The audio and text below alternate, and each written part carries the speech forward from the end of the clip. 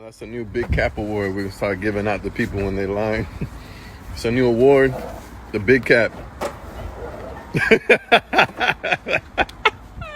They gonna come at us with deals, but I'm telling y'all, they gonna come at us with deals. They gonna come at us with deals, because all they want is conviction. They want a trial and conviction because it's a kangaroo court and it's a high publicity case. So all they want is a number. So we bluff on them. And then we get ready to go to our preliminary. Attorneys come down to the county jail. That's when they visit us at the county jail and say, yeah, PBS is doing a research story, and they're doing a research on behavior patterns. Remember earlier when I was talking to you about the chemicals and the chemistry? This was during that time when this shit created and started. So this was what they used on us. Now me being... So that's a new Big Cap Award we're gonna start giving out to people when they line. It's a new award, the Big Cap.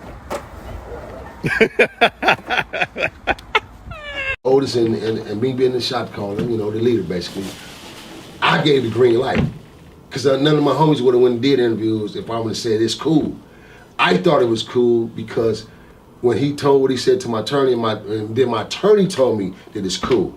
So I just took the advice of my attorney and said, all right, well, I'll do the interview. So when he told us that it was cool, we did the interview. So that's why you seen us on the dock, and you seen about 6 or 7 of us on the interview, and then they didn't show the rest of us. No, they didn't. But all of us did the interview, damn near, all of us. They didn't show everybody, they just showed the significance. Yes. Fucked around and did a storyline on us, right? They slick punk asses. But what they did was, they take a close look at both of these pictures that are put up before you. These sorry motherfuckers try to give me the identity of the nigga who got on the stand and actually told on us, which his name is Ben Carr, A.K. Peptoes. Ben Carr, A.K. Peptoes. This is the ugly little motherfucker you're looking at right now in this picture, man. Now, do it look like I got a googly dead eye? Do it look like my hair is bronze or my skin is bronze? Fuck no. I'm caramel. I'm chocolate. Feel me? My hair is black, dark black, long braids, goatee. He has no hair on his face. He got a little bitty mustache with a cock eye. But Louis wasn't the only defendant to give a statement. So did Curtis Johnson. Louis wasn't the only defendant to give a statement. So did Curtis Johnson. The whole deal was, bro, we had to plead out on our case, man, in order to get 5 other individuals off the case. It's primarily our big homie, because our big homie had nothing to do with it. He shouldn't even been there. He shouldn't even been arraigned. He shouldn't even got picked up, because he wasn't fucking there, period. But they was finna railroad and cross him up with us and try to make him the leader outside of myself because he was the oldest and he had nothing to do with it. So in the process of us getting bound over before trial, we had a decision to make. I get the call. I mean, I'm in the county jail, I gotta get on the phone, make this call to the hood, I get the call. The big homies tell me, bro, you niggas gotta take care of that and make sure it's right, because you already know the big homie got to get out. And on top of that, then we had 4 other individuals who was in, like Manpower and a couple other individuals, had nothing to do with it. They shouldn't have been arrested. So we got all them released based on our own reconnaissance and our own admittance. So we went to, you know, we sit down with the district attorney and each one of our attorneys, and we all admitted to our own reconnaissance based on what they had already had written. So when they get a dialogue to TV, this is when you hear the motherfuckers talking about, oh, such and such gave this statement, such and such gave this statement. No, we admitted to our own reconnaissance of what you guys had already had proof written on us from Byron Decker and Ben Carr. So that's when they said, well, yeah, you had a 38 or you had a 12 gauge and such had this and such had that. Yeah, man, yeah, no contents. So each one of us got a deal. We pleaded out with our attorney, and then PBS had us sign a, because we were 16 and 17 and 18 and now we was minors. So we couldn't sign no fucking release form. So our attorneys end up telling us some illegal shit that I'm looking into today, because during that time, we never signed no releases for no documentary. So we never knew about this shit, period, until it emerged 30 years later. When I happened to seen it 5 years on the internet, my girl hit me up and told me, babe, she said, you seen this stuff shoot out on the period? I said, what? She sent it to me, and that's how I got aware of it. And then now, here, see, I already had this material years ago because I've been working on a TV series on it. And so I already had it tucked away trying to lock this series in. So now all of a sudden it merged to the internet through this fucking channel named Vermosa or some shit. Some old fucking ass channel named Vermosa, and then Bang TV, some punk shit. So they try to call themselves putting this shit up to sabotage. But it's like this, bro. You can't take and rewrite real history. You can't take no real man and tarnish no real man name. It came on PBS back then. You know, PBS was like a bullshit off-brand cartoon channel to us. So you only had two channels on there, two different things you could see. The little cartoon about the turtle and some other little shit. So nobody never watched PBS. So it was never aired to the public. But the crazy part about it is, common logical sense, just to say this, man. If had us just say any one of us did some wicked foul shit, or we told and we did the shit that we did, none of us would have been able to grow to become the individuals that we are in our neighborhood, especially me. Especially me being who I am in my neighborhood and me being one of them niggas from my neighborhood being a factor. I would have never became who I am if I had did some shiesty shit or got on the stand or pointed any of my homies out. I would never became who I am, bro, or none of the other individuals. We all went to court together, we got convicted together, we went to a fucking prison system and tore the prison system up together. How many of y'all end up pleading guilty? 14 of us.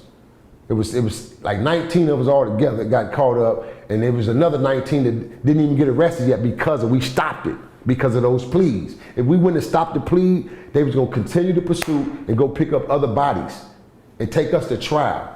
And once they would have convicted us, everything behind us would have automatically got convicted. You feel what I'm saying? So we stopped everything, bro. Basically, bro, we took up on our own actions for our own accountants for what we did. And we did that as young men. You feel me? But the only regret that I do have of it, Alonzo, that I would say, and I want to share this with a lot of youngsters out there, what I do regret as a youngin' back then, man, and making this decision, because it was once, like I said, I got the call, talked to the hood, talked to a couple of my big homies, first generation, and I made this shit. I called a meeting when we got to the county jail. I called a meeting with my crimies, and I let all my crimies know, homie, we got to bite the bullet on this shit.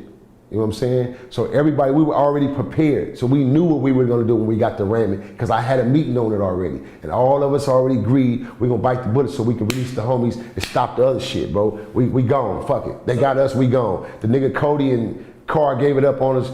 They already got all the information, we gone, we out of here, man.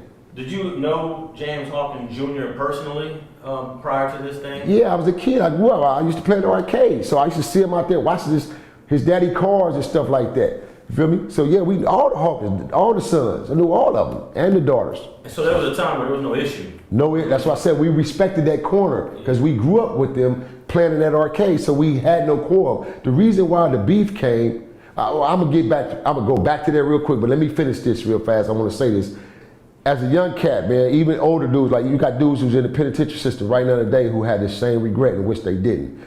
But what I do regret as a youngster back then was, if had I known then what I know today, that the average American in Los Angeles, the average cat that's a convict, this was how they entrapped us back then, all of us. Plea bargains is dangerous, bro. Plea bargains is a fucking setup, because on plea bargains, you never stop doing that time. Every time you catch a case, that new case you catch, guess what? That case that you pleaded out on already becomes an enhancement. So they just now taking that enhancement off of us. They just now making a law to take that type of burden off of us. But this is how they entrapped thousands and thousands of prisoners right now today who's still in the system because of plea bargain, because they copped out, bro. A1, they had 2 eyewitnesses who pointed everything out already up front. So when they took that to trial, by that's all they would have needed for the 12 jury to make a decision on us. They would have convicted us whether it was over 1 count or 2 counts, but they still would have got a trial conviction out of each one of us. You feel what I'm saying? Based on, now if we'd have had no witness actually point us out, we'd have had a trial case on our hand. You feel what I'm saying? And see, then not only that, they knew, just like for us, the big homie would have got released, but still, he would have had to ride it out like us in the county jail and go through the procedures.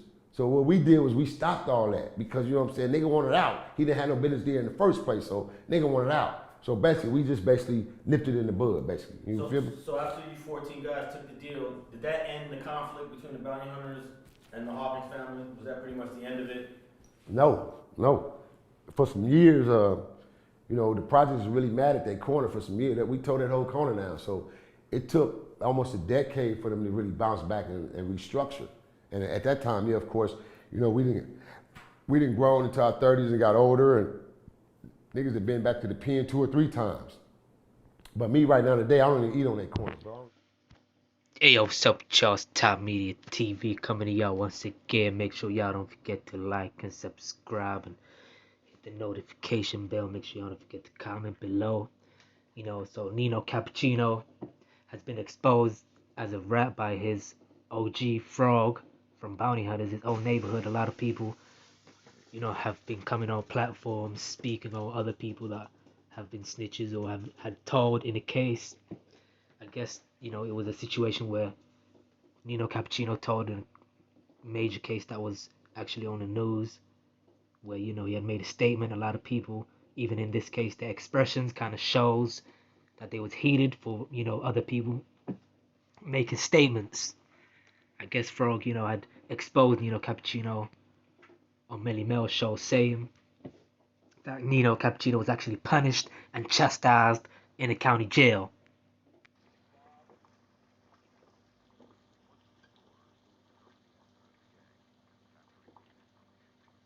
Someone in the group said, nah.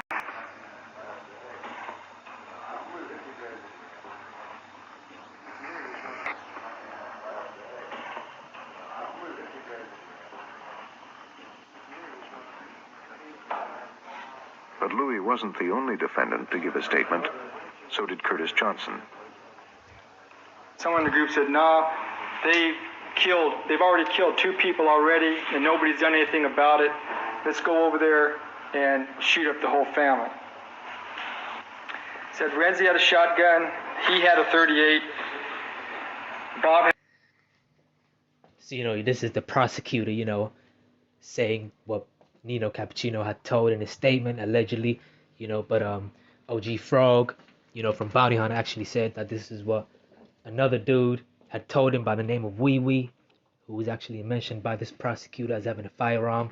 Nino Cappuccino was describing which gun each member, you know, was carrying the day they carried out their attack on the Hawkins, you know, and Frog said, you know, he was told this by Wee Wee, who was one of the dudes who was actually a member, a participant, you know, in San Quentin State Prison, and Nino Cappuccino had been punished. The statement that the brother made, number one, he was telling the detectives what kind of firearms the homies had when they were shooting across the street. That's the statement that he made. I've been knowing this since the thumbnail. My thumbnail is San Quentin, 1985. Let's talk about San Quentin. Well, let me tell you about San Quentin. Number one, it's a blessing that Nino Cappuccino made a detour to Folsom instead of Quentin. Because what he did, if we would have found out, that wouldn't have been swept under the rug at Quentin, brother. We don't play that, brother. We are not sympathizers of people who get on national TV and make the hood look like that back in 1985. And I already knew that whatever the statement he made, it had to be detrimental. But he was blessed enough to go down there with Peabody now in Folsom, and they was having a little war in the hole. The bounty hunters and the UBN was going back and forth, and being that was going on, that nobody had even a chance to think about. I check it out. Listen to this. I got the man in the background snitching, telling on my homeboy Wee Wee, talking about what kind of gun he had. You know what I'm saying? Yeah, Wee Wee is on the thumbnail. Yeah, Greedy Weedy from Lock Boy. Yeah, we was in Quentin together. He couldn't have came through there with Wee Wee on the yard, because Wee Wee would have gave him up. We would have had lunch with him, for real. 1985. Oh man, he asked him about Akili. He know Akili better than I do. Put some lead in his ass for some stuff that he did behind the bounty hunter's back. Yeah, he got his ass lit up. Excuse my language. He got his behind lit